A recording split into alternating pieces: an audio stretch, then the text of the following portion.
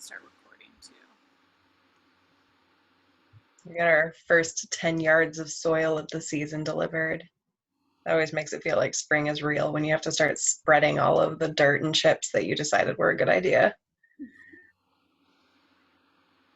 Spring is real.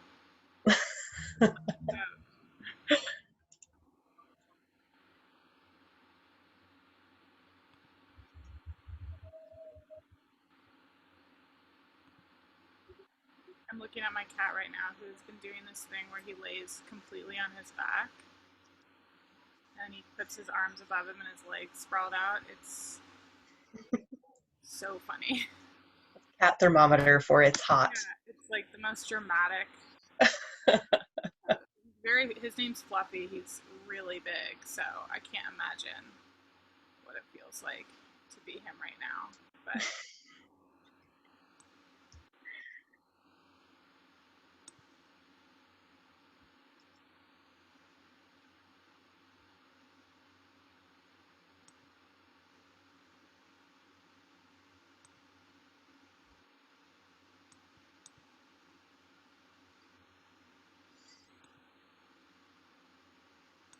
welcome, everyone. Hi, Susannah. Hello. Hi, thanks for being here. My pleasure. I'm Madeline. We've been emailing a bit, or I've been emailing with your team. And we have Heather from Portland Fruit Tree Project here and Andy, who you may be familiar with. Never met Suzanne in my life. Andy and I know each other well. I've heard that. That's great. I'm excited to hear from y'all. Andy bakes better bread than I do, though. Now, what's the trick, Andy? I can follow a recipe pretty well. That's a good trick. I cannot. I get too impatient.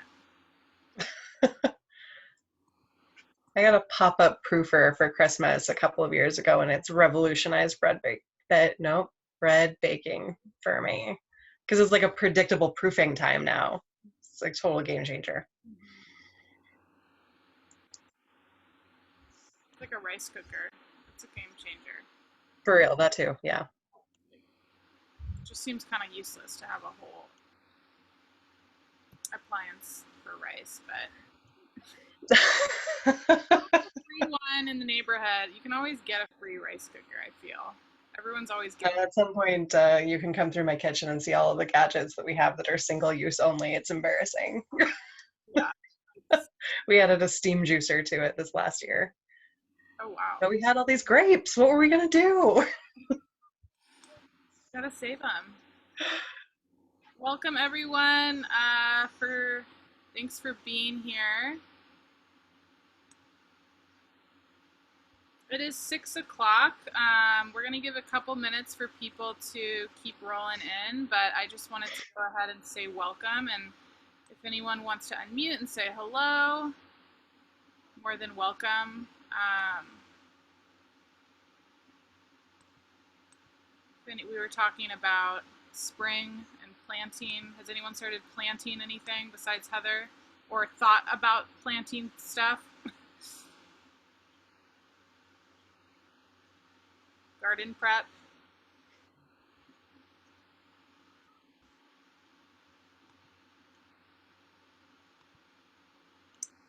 All right, well, we're gonna go ahead as I continue to have people come in, and I'm gonna just want to welcome Andy and Susannah and thank them for being here. I'm gonna shortly stop sharing my screen so I can look at some notes. But I am Madeline. I'm with Portland Fruit Tree Project, and we have Heather here, who's the executive director.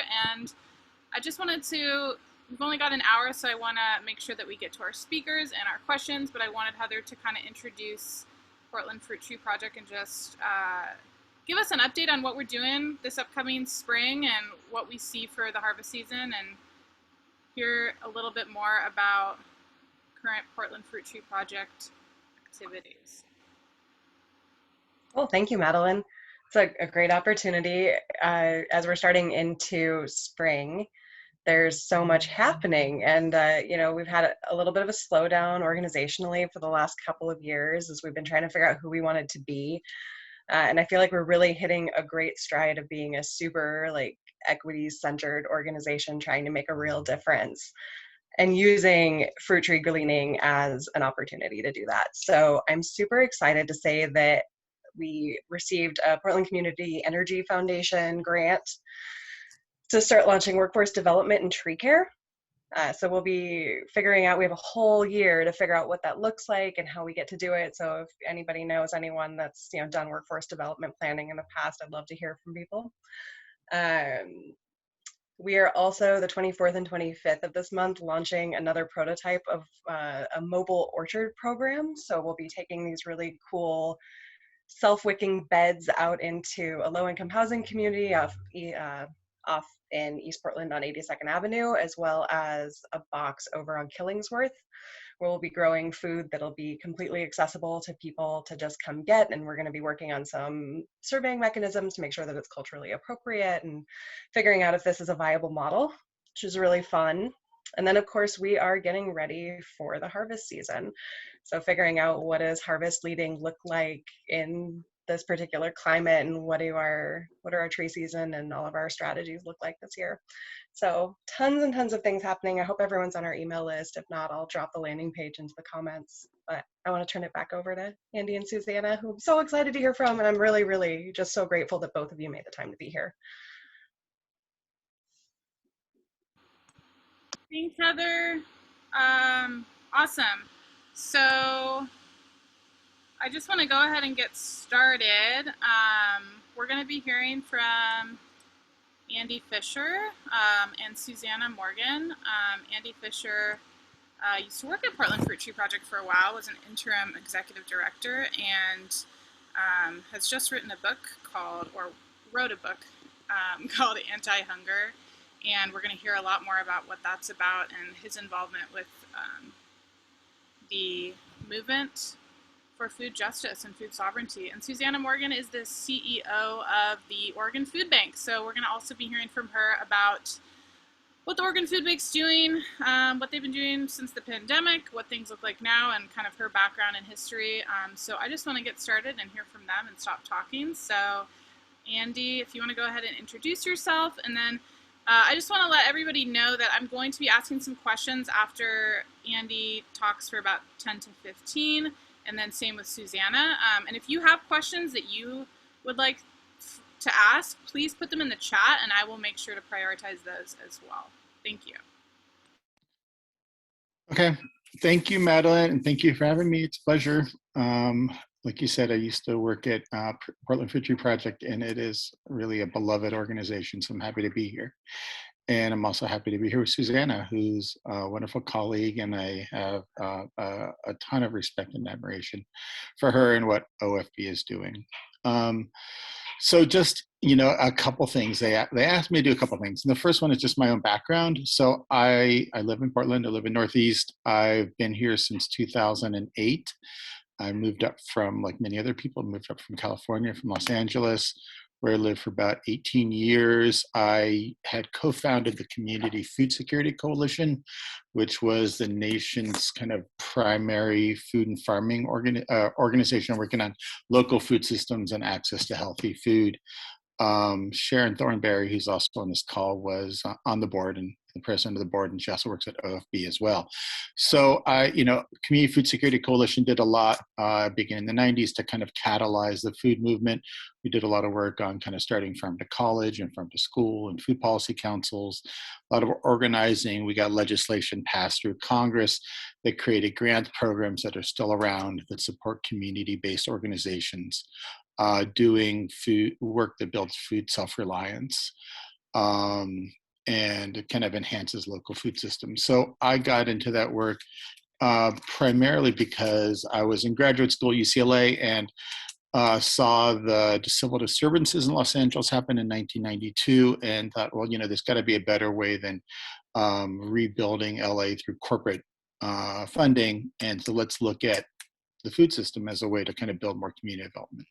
And that led to the Community Food Security Coalition. And, you know, well, I'll just say just trajectory. I left there in 2011, about 10 years ago, went on to do some teaching at PSU, at OSU, took the job at PFTP, but I spent a lot of time, more time than I thought, writing a book called Big Hunger that looks at kind of the corporate influence on the anti-hunger movement and argues that those relationships are holding us back from solving the problem. And I can talk a little bit about that in a second.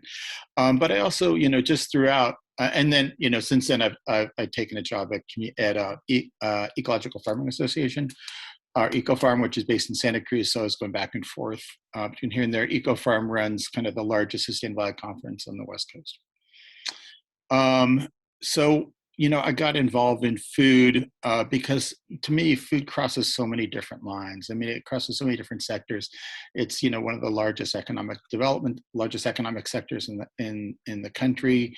It has influence, it touches upon cultural issues, upon social issues, politics, pretty much anything you can think about, food touches upon. So it's this great interdisciplinary arena that is just like the building block for me of building a more equitable, sustainable, just, democratic society.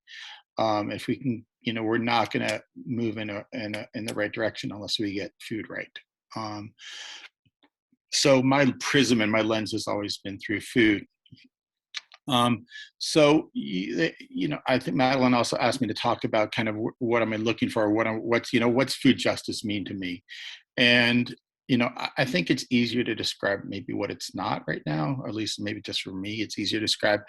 And there's, just a few examples of what it's not. There's an article that came out in yesterday's Guardian that highlighted how over the past year, hunger has dramatically risen, especially among communities of color. And it pointed out, just in one really succinct graph, it pointed out that African American households with children are 3 times more likely to be at risk of hunger, to suffer from food insecurity than whites. So that is inherently unjust, especially from a racial perspective.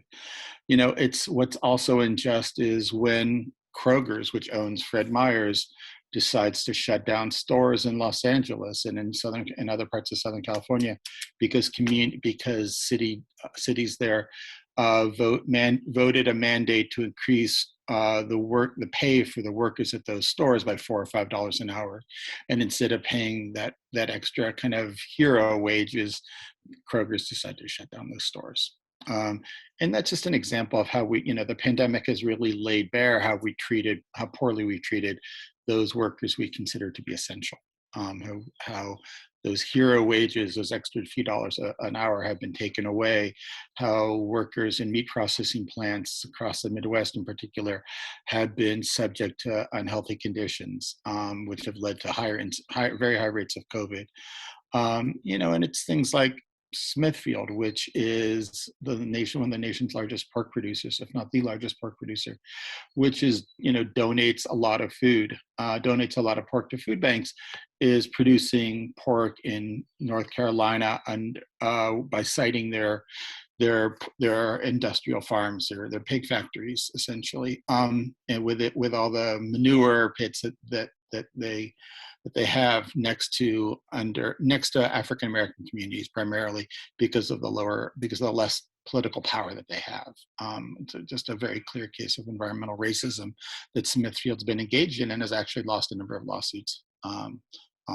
So, what I like to see, where I like to see us going, it's not just food justice, but food sovereignty. And by that, I mean that we have a greater sense of control and power over the food that's produced, how it's distributed, who owns that food system, and that control. So rather than us being at the subject to the whims of the Smithfields and the Krogers and those companies, that we have more power. And, just again, one example of that control is that 80% of the meat packing capacity in this country is controlled by 4 companies, right? Tyson, Cargill, National Beef, and JBS, which is a Brazilian conglomerate.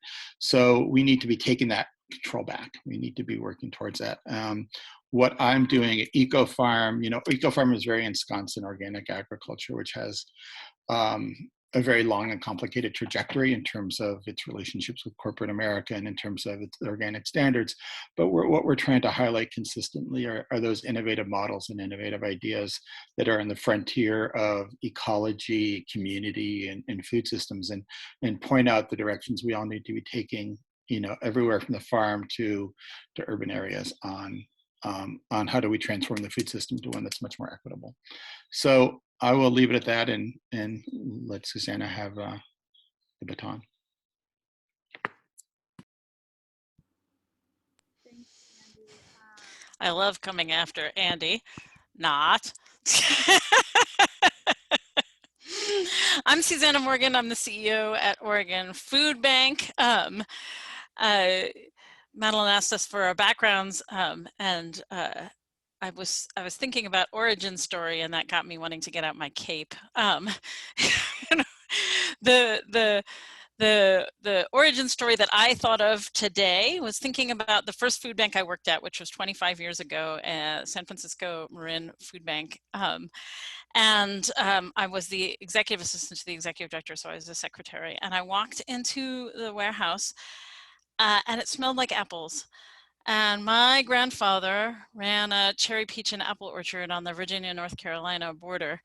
And I had a packing shed and sorting lines and a big cooler with forklifts. And so for me, walking into food banking was this sort of walking into my childhood and into my grandparents' livelihood. We spent some of every summer there because, frankly, the cherry crop only made a profit if family came to help out. So we were always part of the workforce for the cherry crop as I was growing up.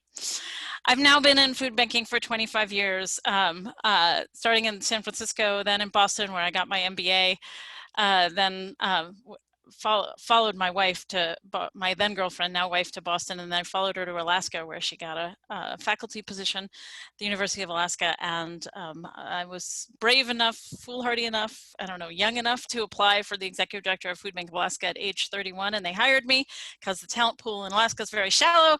So I ran the Food Bank of Alaska for almost 12 years. And I grew it from a 8-person organization that was really serving Anchorage to a 26-person multi-million-dollar organization that was serving the whole state.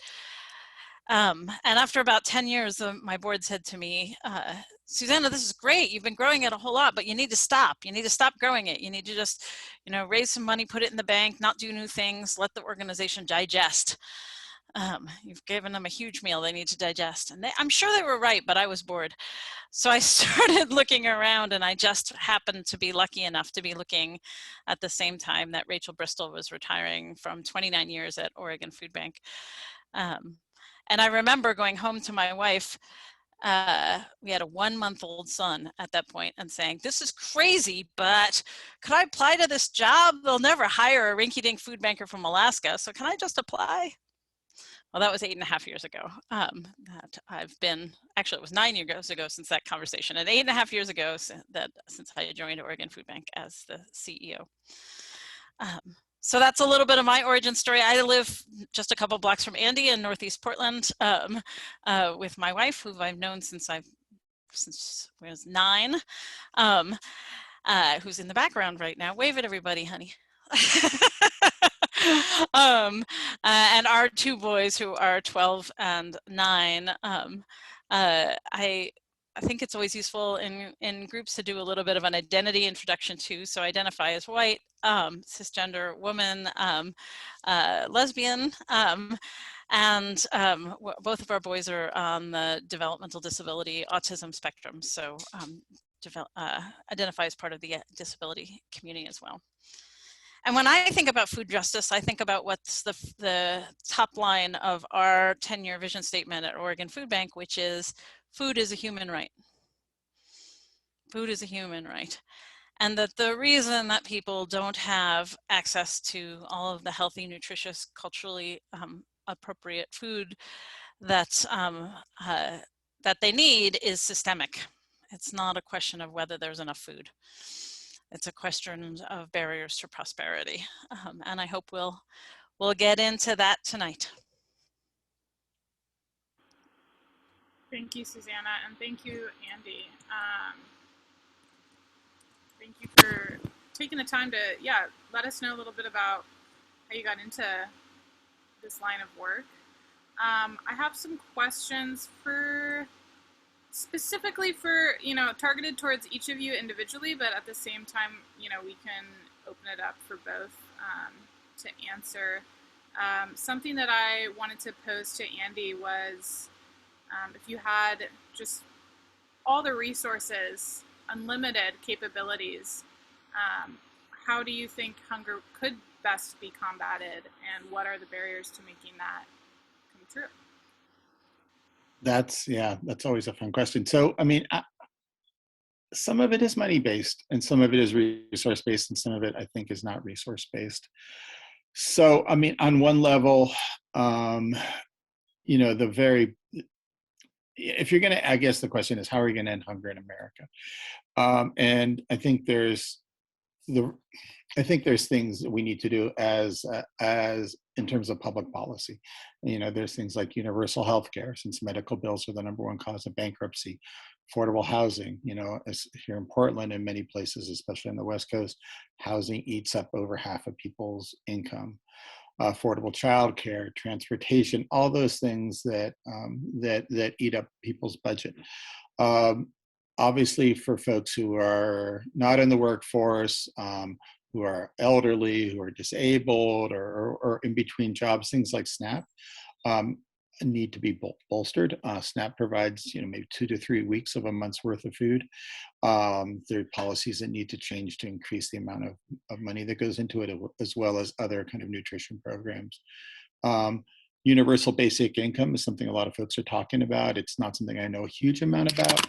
There's a number of pilots that are going on around the country and around the world, really, on the topic. I think it's a very kind of enticing idea. The devil's in the details on that.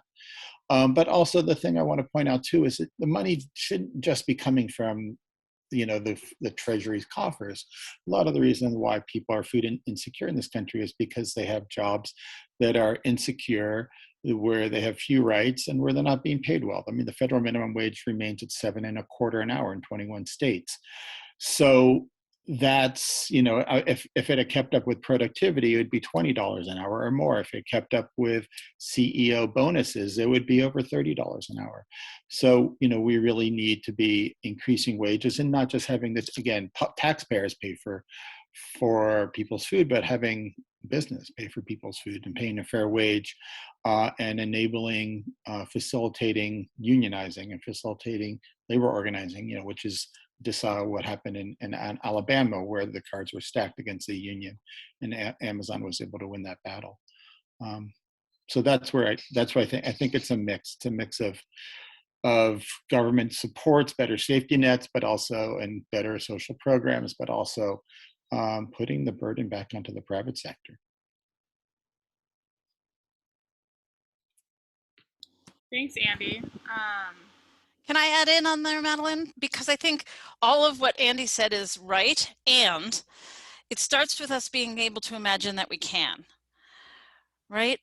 At some level, we accept that there are winners and losers economically. And that under the economics is racism and sexism and transphobia and all of the other inequities.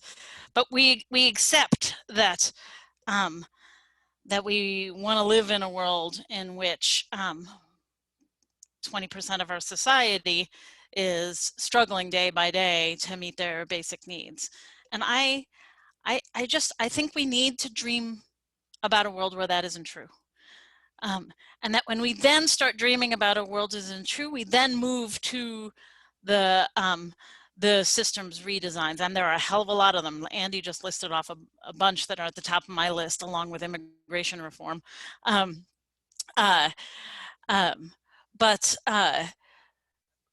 the idea that that it's a single thing is just wrong. It isn't. It is a general understanding in this country that if you're poor, it's your fault. You've done something and you can undo it. And I reject that. Poverty is primarily a symptom of lack of access to prosperity. It's a symptom of barriers to education, to healthcare, to living wage jobs, to life in the case of Dante White and George Floyd, right? And so the good news is that systems are actually easier to change than human behavior. They're complex and they're interwoven, and it'll take a couple generations. But we can do it. We created this. We can uncreate it and recreate it. Yeah, I mean, absolutely. I think you're absolutely right, Susannah. I mean, obviously, I mean, all of these things are embedded in, you know, our economic structure and embedded in systems of oppression around racism and sexism, just to highlight a few. I think another important point that Susannah's making, I think I want to highlight. I mean, I was walking down the street in my neighborhood. We both live in Savin, and I saw on a street pole on Fremont, I think it was, it's a saying from France in 1968, in Revolution France in 1968. It says something like, when people lack imagination, they can't imagine what they're lacking.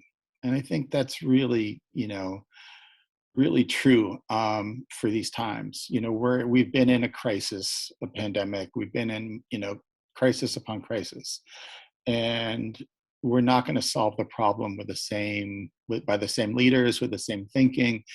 We need to think outside. You know, it's a cliche, but we need to think outside the box.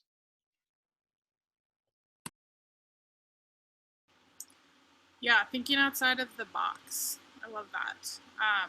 And just to kind of add in on that, something that was going in my thought process, I'm going to Portland State University for social work, and you know, I'm taking a policy class right now, and we talked a lot about how most social workers don't end up in policy. So that has me thinking a lot about sort of how these larger structural changes, you know, sometimes it's hard to imagine what those even would look like. Thank you for those answers, and I'm going to kind of thinking about that idea of how to get outside of the box. So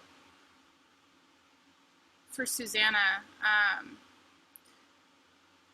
in that vein, are you, and is the Oregon Food Bank, I mean, I guess real quickly, how has distribution been changing this year? And, you know, I want to ask about mutual aid, but I kind of want to first start by just asking about what you're doing right now at the Oregon Food Bank. How do people know that there is food available? What's working, what's not? If you could speak to that, that'd be great. Yeah, we are in a 100-year flood of hunger. Hunger hasn't been this high since the Great Recession, Great Depression, 1930s, well before I was alive. This is the highest level of hunger in a century. I'm going to say that again, just so we can all like take a deep breath and go, "Whoa, did she actually just say that?" Yes, we have been through the highest level of hunger in a century in this last year. And unlike other economic disruptions, such as the Great Recession of 10 years ago, it happened kind of overnight, you know, when the state shut down for the pandemic. And I'm not here to criticize anyone for what we need to do to keep people alive, but the economic disruption has been huge, and as Andy already said, it's disproportionately felt among communities of color, among our immigrant and migrant communities, our trans communities, and our single moms. And fellow moms of all sorts. If we're even remotely sane and can string a full sentence together at this point, I salute you.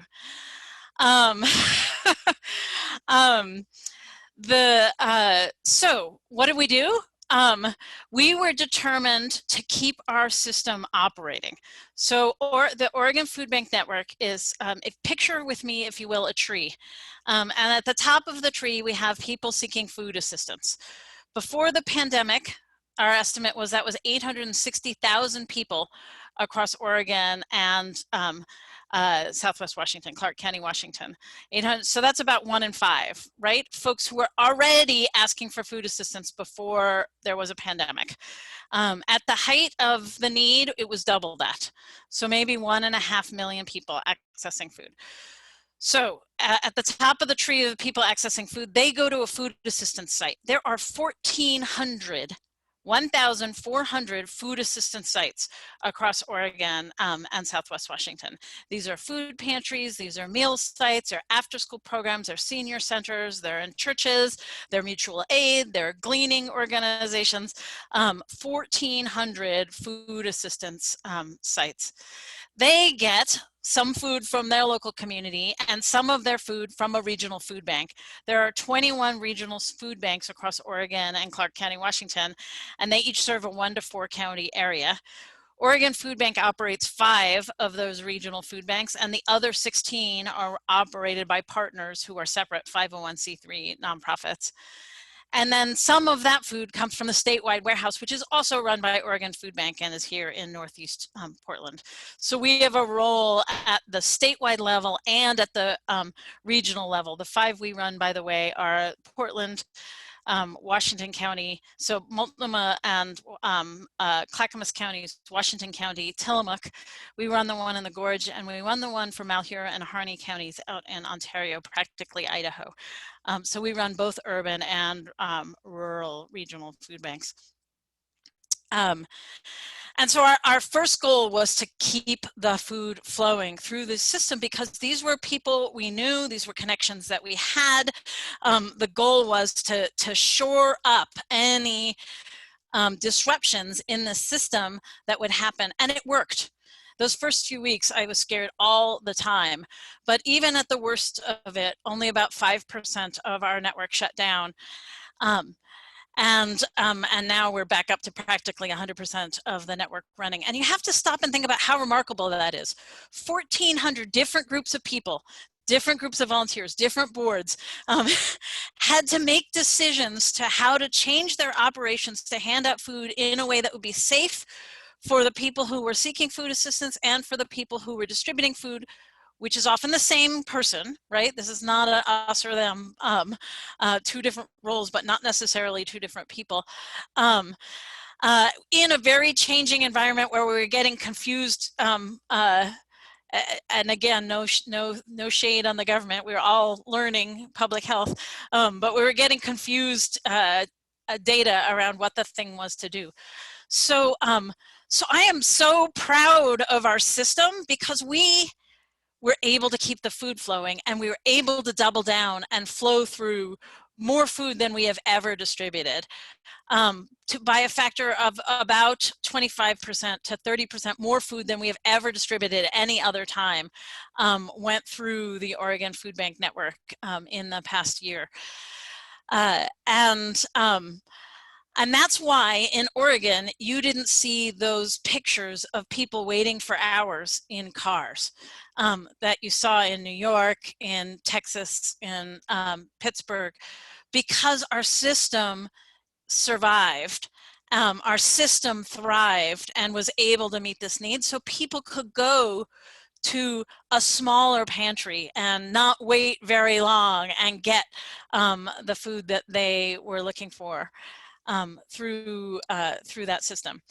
I do want to lift up some of the things that went really right and some of the things that went really wrong. So obviously the fact that we were still able to serve folks was one of the things that I'm most proud of and went really right.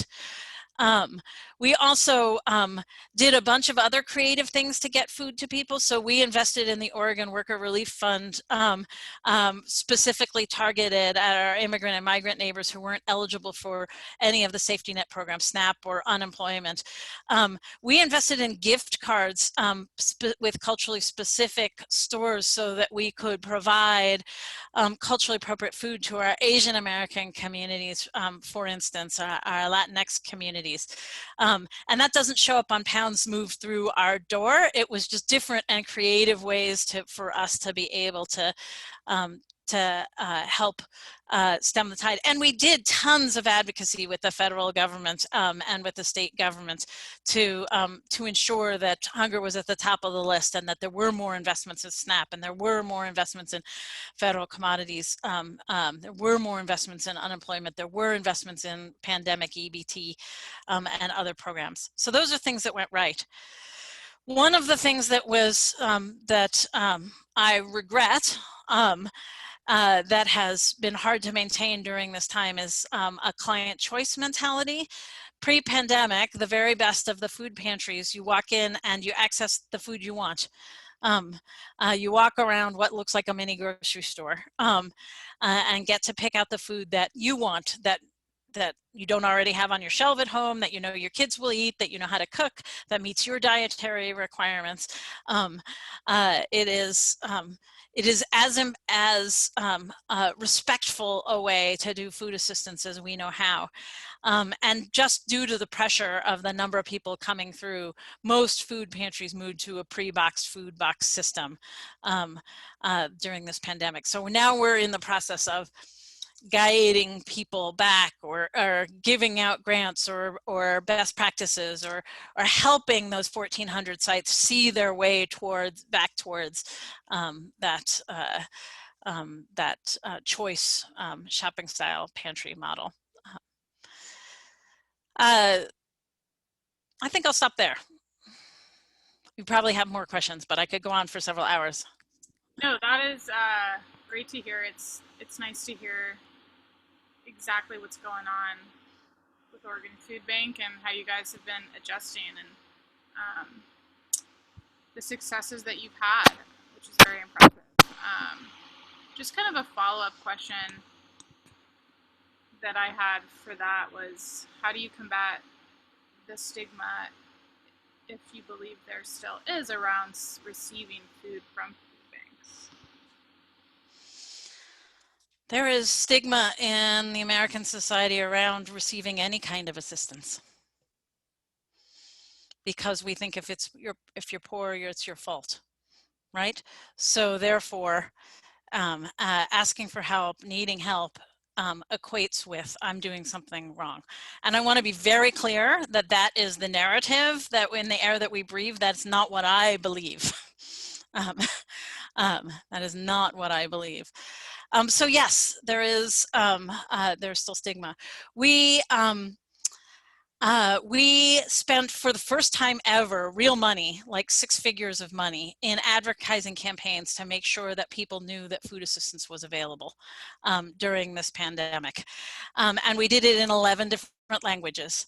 And we revamped our food assistance website called the Oregon Food Finder for 11 different languages. So we were using every opportunity to get out the word that food is available to our community, because as a food banker, you know, one of my worst nightmares is that there's somebody out there going hungry who doesn't know that we have food that we can get you. So that has been a really big effort of ours. We actually stopped and did a technology redesign in June last year for our food assistance site. I mean, who thought you could do that in the middle of a pandemic? But we weren't, our technology back end wasn't strong enough to handle the number of requests we are seeing, which is running along 10,000 a day at certain points of the pandemic. And so we invested in new infrastructure and built a new site for getting that information out.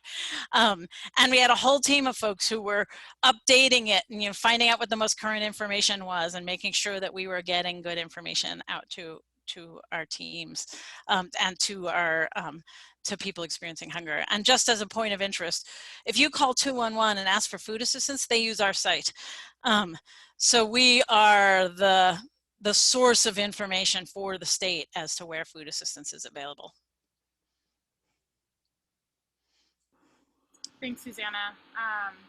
Andy, I had a question for you now, going back and thinking about just pulling from your book, it's described big hunger. It explains that research finds that efforts to end hunger, reduce obesity, and reform farm subsidies are compromised by corporate interests. So just continuing to elaborate on that, and then maybe tying it into some of the stuff that Susannah was mentioning.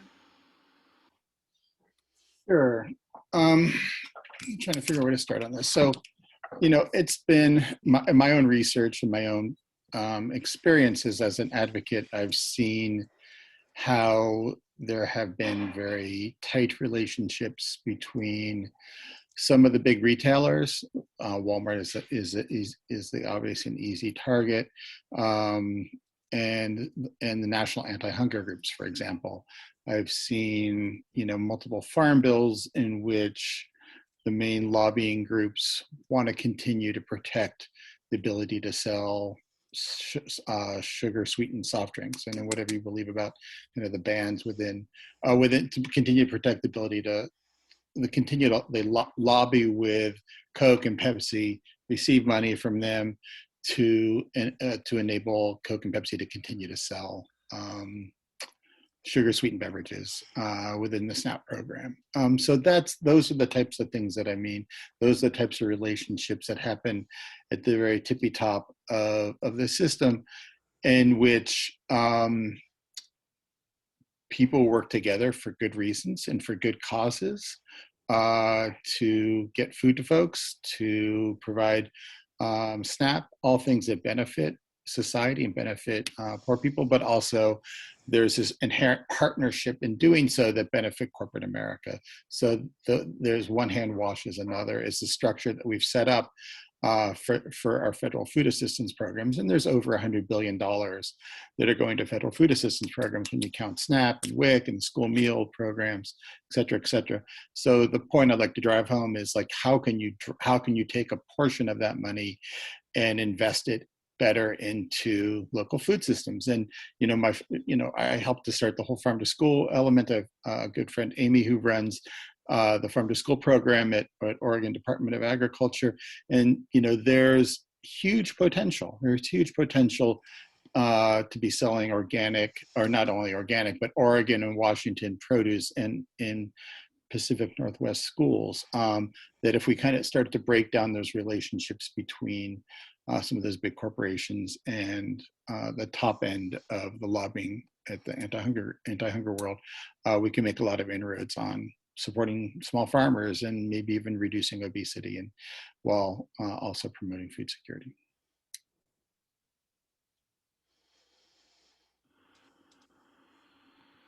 Wonderful. Kind of going off of small scale food systems, what, and this is a question for both of you, so whoever wants to chime in, like, where do mutual aid efforts come into play? I mean, we've seen a lot of organizations or communities coming together during, especially, this past year, to try to combat this hunger and help families in need. And we see, chefs starting organizations or helping out at shelters, or, using their own knowledge of food to help the community. We see free fridges all around, providing neighborhoods with food staples, and we see organizations, getting food from grocery stores that have too much food. All of these kind of efforts that have been coming up organically during this time period. How effective are these efforts, and what do you see for that as it continues on? You want to go, Susannah, or should I? You go first, Andy. Okay. All right, but you hate following me, so. Good point. I'll go. I guess I'll go. And so, I've been asked a number of different times about community fridges, and I get journalists calling me up and asking what I think about community fridges. And my sense is, look, obviously it's not going to solve the problem writ large. They're nice things to do. They're good community builders. You know, it's hard to oppose people helping out their neighbors. It's hard to oppose, you know, I think of community fridges, and Susannah has one in her front yard. It's a one little free library, right? It's like the really wonderful things that make a community much better, right? But it's not really going to, you know, a little free library is not going to solve the problem of illiteracy, and a community fridge isn't going to solve the problem of hunger. And the more I think about it, the more I kind of think about who do they really benefit, and do they? I'm going to go out on a limb a little bit here, and just ask the question: are they benefiting the volunteers and the people who are engaged in those programs more than they're benefiting the people who are actually receiving the food out of those fridges or those programs?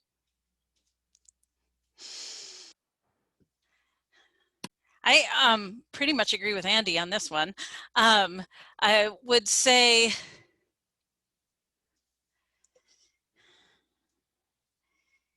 it depends on what happens next. If we can organize around the mutual aid, if we can organize around a free fridge for people to then be involved in systemic change, if that's one of the things they do that gets them fired up, that as a way in to a movement, then yeah, I am all for it. And this problem is big enough, it's going to take all of us. I'm certainly not feeling any defensiveness or ownership or like, hey, that's my job. Not in the slightest. The ones that I have seen tend not to be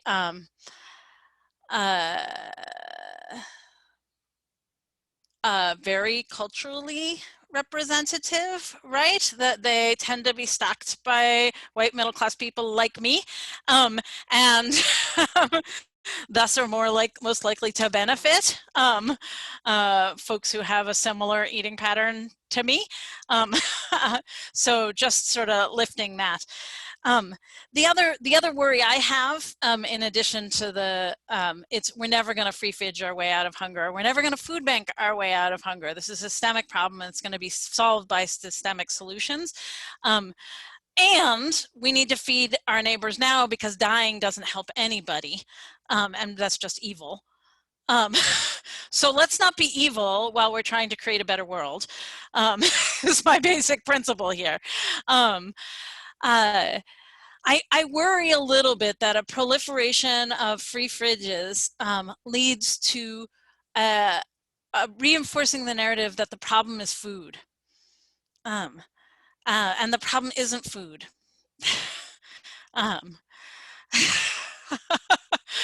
Oh, Heather, if you actually get that tattoo, I would like a picture for my website, please.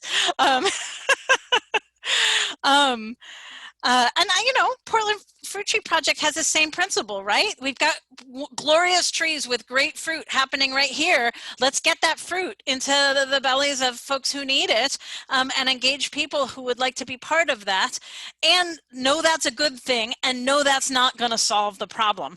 And so that then needs to be a spark. It needs to be an organizing principle. It needs to be a reason for us to get people engaged, and then we show up for legislation, and then we show up at City Hall, and then we vote if we have that that privilege. So we always need to be asking ourselves there. And then the mutual aid societies, to me, seem better organized for that than the little free fridges. Their principle is organizing, and they just happen to be organizing around giving around food because that's the need of the moment that they can see. And so I find myself inspired by the mutual aid societies that pop up, and think that's great, and think fabulous, more of them, great. And then how can we organize ourselves into loose coalitions that will show up for the more systemic change?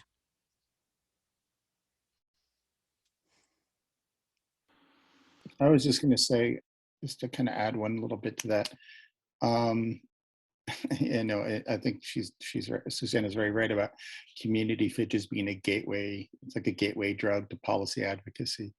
But to me, it's all about power. It's all about how it's done.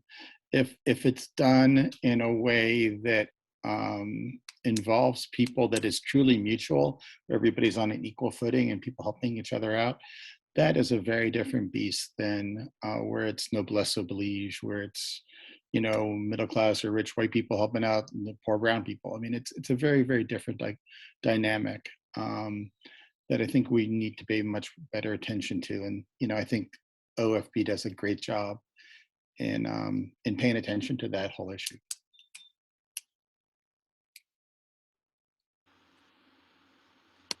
Yeah, I thank you for both of your comments on that, and I'm in agreement. Not that my opinion matters, but with the, you know, the free fridges, yes, are almost like a gateway, and I do think there's a symbolism with mutual aid and um, neighbors helping neighbors. It's a water cooler moment, you know, if you're going and discussing these things or making them more of a visual reminder of people need food. There's food available. Look, people are throwing them in free fridges. You know, yeah, it's maybe not solving hunger, but it's bringing about conversation and leading to greater organizational change or larger change. And with that in mind, you know, Portland Fruit Tree Project, that's how I got involved with Portland Fruit Tree Project. Just knowing how much fruit was around, I began to think to myself, what are we doing with this?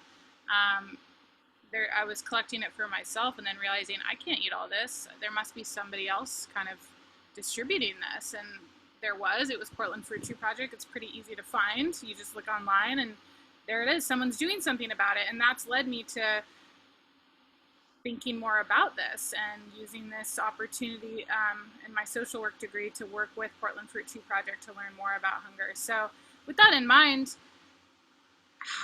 like in both of your opinions, what role does specifically Portland Fruit Tree Project have? And, you know, Andy's had some experience as well in how we work or what our history is. Not that Susannah doesn't, but Andy, I would love to hear more about your experience with us and how you see us thriving even more.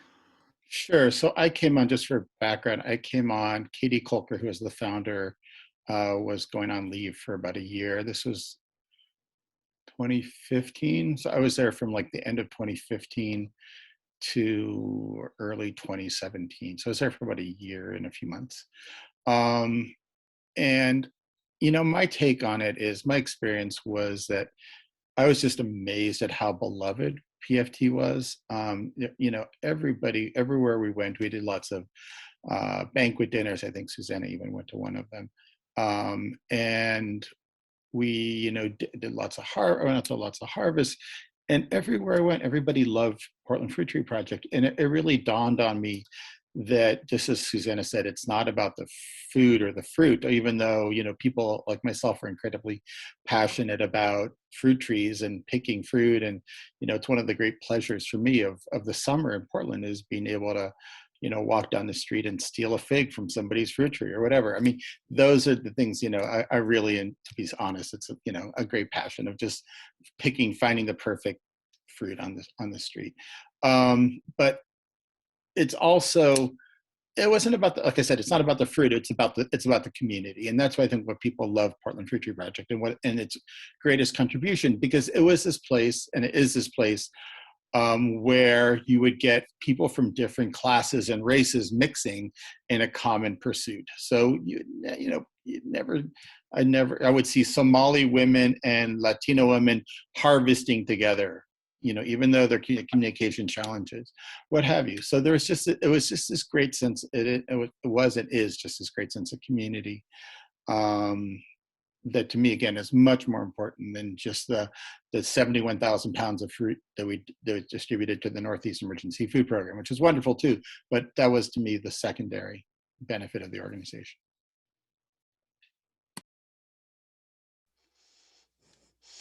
Andy knows this, you know, from a much more internal space than I, but I want to say that Oregon Food Bank's mission is to eliminate hunger and its root causes.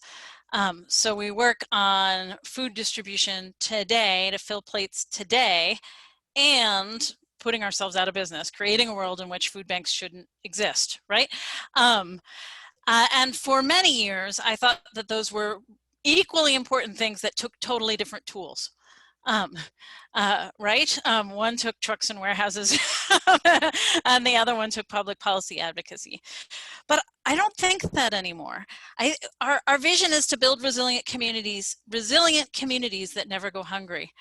Communities. We're building communities, and we already have communities around food assistance sites, right? We already have communities around food assistance sites, and that's a kernel of a community where people come together across the things that divide them, across class, across race, across language. And that those communities can then be activated into social change. And so what Andy is describing is a vibrant community at Portland Fruit Tree Project, a vibrant community that is a force for change. And so I would recommend taking a look at the work you're doing and saying, how can we build community even more intentionally? How does that become part of the goals and the work that we do and the things that we're measuring? And how do we ensure that the community we have is diverse? The community we have is breaking down the barriers that keep us apart, that keep us segregated from one another. Because one of the reasons that we buy into this world that we live in now is because if it's not hurting us too much, we don't necessarily know how much it is hurting our neighbors. So we need to be with people who have different backgrounds, with different experience, and we need to be outraged because we love them. And just speaking as a gay woman, right? I was able to marry my wife almost 6 years ago now because over the course of 30 years, enough people got to know me and people like me and wanted me to be able to marry my longtime love, right? The gay community is no more than 10% of the population. We can't swing it on our own. We swing it when enough people love us and don't want us to be oppressed. Then our oppression is no longer tolerable. Well, we are still tolerating oppression by class. We are still tolerating oppression by race. We are still tolerating oppression by gender identity. Let's stop tolerating it.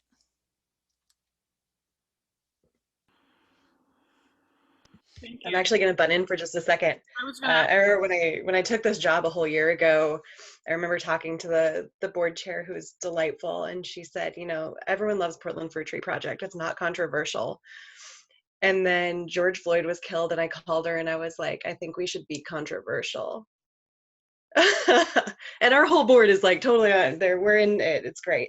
But it's really revolutionized how we're thinking about things like, yes, we want to do these community building events and we want to go pick fruit, but how do we do it in a way that's system disrupting and not controversial and pleasant? So we're on the path. And I want to thank Oregon Food Bank, actually, because we started this whole, like, we want to get into advocacy. How do we do it? And one of your staff people was kind enough to give us a bunch of time. And now we have a 3-year plan. We have a plan. So we're pretty excited about it. Hey, Heather, recently, William Temple House, which is a really great food pantry and counseling center in Northwest, voted that Oregon Food Bank was an ally. And what that meant to them was any public policy position we took a position on, they could without having to go through a process. That they were going to say, we are going to follow these footsteps. And I thought that was such a great model for smaller organizations who don't have the time to do all of the frigging research. I have 8 people on my advocacy team. I'm sure you don't have one. We have a great intern. She's amazing. So I just offer that for you in case that's helpful for you to think about. It requires no work on our part, and it doesn't mean you have to do everything, but it might simplify your processes. I will say it is absolutely in our advocacy plan to watch what Oregon Food Bank has said that we should all be paying attention to, and then figure out if that's the right step for us as well. So thank you for being that resource. It really is helpful. So if I just interject for a second. So speaking of advocacy, you know, Susannah mentioned that food as a human right is kind of the top line of their mission or their strategic plan, you know, and it just makes me think about in Washington State, Northwest Harvest, which is another food bank there, has undertaken a campaign to change their constitution to enshrine food as a human right in the state constitution there. And it's just something that I'd love to see happen here as well. So maybe, I don't know, put a bug in your ear, Susannah.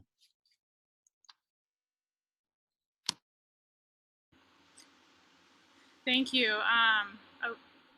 Susannah, did you have something else to say on that? No, I was just going to say thank you, Andy. I'll think about it. Right now, it feels like it's totally urgent to dismantle white supremacy in the police force, but but why do we have to have either or? We can dream all.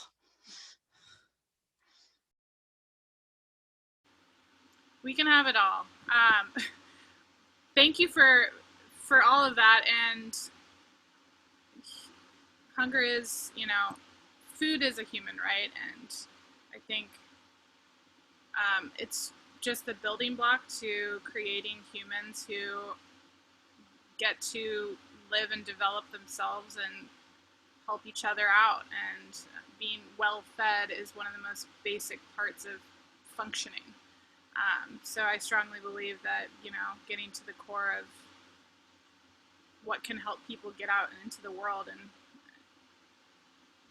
function is, you know, pretty important. So hearing from you all and hearing what's going on with the Oregon Food Bank and with people who are really involved in thinking about how to disrupt and make huge policy changes, it's motivating for me to hear. And I'm wondering if anyone does have a question, like last minute, feel free to put it in the chat.